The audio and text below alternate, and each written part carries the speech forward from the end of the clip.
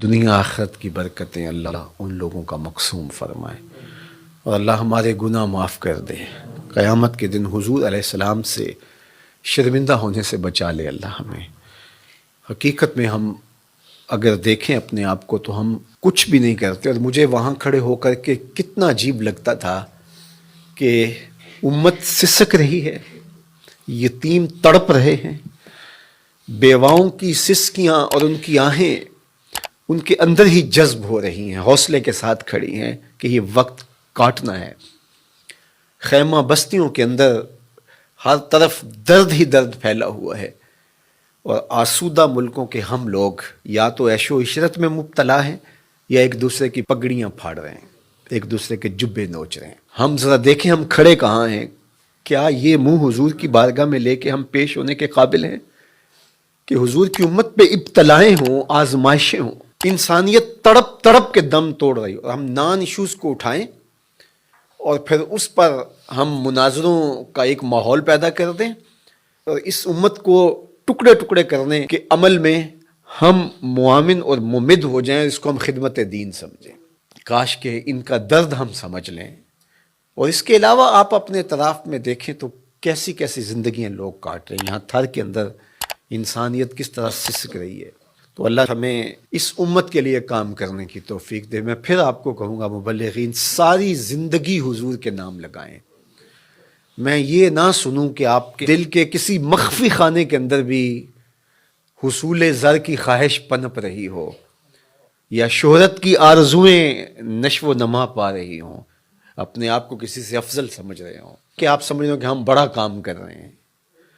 یقین جانیے گا کہ صحرا کے اندر پڑا ہوا حقیر ذرہ جس طرح ہوتا ہے، میں ان خیموں کے اندر کھڑا ہو کے اپنے آپ کو اس سے بھی کم تر سمجھ رہا تھا۔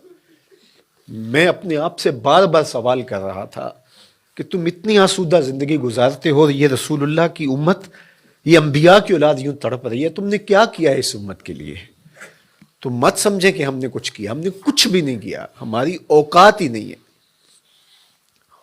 اگر ہم دیکھیں کہ کس حالت میں حضور کی امت ہے اس وقت، تو اس لیے اپنے آپ کو فنا کر دیں، اپنے آپ کو بالکل نہ سمجھیں کہ ہم کچھ ہیں، اور اپنے اندر کوئی خواہش نہ پلنے دیں۔ یہ سب کچھ دیکھنے کے باوجود کیا ہم ایک آسودہ اور اچھی زندگی کی آرزو کر سکتے ہیں جبکہ حضور کی امت یوں تڑپ رہی ہو؟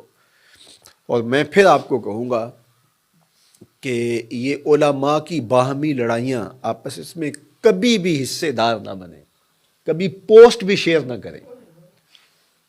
خدا کی قسم کیا حضور کے کلیجے پہ گزرتی ہوگی، کیا حضور کے قلب اطہر پہ گزرتی ہوگی۔ یتیموں سے بھری ہوئی کائنات، اور ہم کیا کھیل کھیل رہے ہیں۔ تو میں آپ سے کہوں گا کہ کبھی بھی کسی ایسی چیز میں شامل نہ ہو جو حضور کی امت کے حصے بکھرے کرنے کا ذریعہ بنے۔ امت بنے، امت بننے کی کوشش کریں، اور حضور کی امت سے پیار کریں۔ جو بھٹک گئے ہیں ان کو راہ راست پہ لانے کی کوشش کریں۔ ہمارا کام اتنا ہی ہے، یہ پیغمبروں نے بھی کہا وما علینا الا البلاغ، ہمارا کام پہنچا دینا ہے، اور انہوں نے پہنچا دیا۔ دل میں اثر پیدا ہو، کوئی مان لے، تو یہ اللہ تعالیٰ کی طرف سے توفیق ہوتی ہے۔ یہ مشت خواہ کام آ جائیں حضور کی امت کے لیے، کل حضور علیہ السلام کی بارگاہ میں پہنچے تو شرمندگی سے بچ جائیں، نہ یہ کہ ہمارے بدن میں کسی کا حسد پل رہا ہو، کسی کا بغض پل رہا ہو، کسی کی نفرتیں پل رہی ہوں، کہیں لالچ پل رہا ہو، کہیں تکبر جنم لے رہا ہو، کہیں خود نمائی ہو، کہیں تصنع ہو، کہیں بناوٹ ہو، تو ان بتوں کی پرستش ہم کرتے کرتے ساری زندگی گزارنے، اور جب آنکھیں بند ہوں پھر پتہ چلے کہ سب کچھ برباد کرائے، پلے کچھ بھی نہیں تھا۔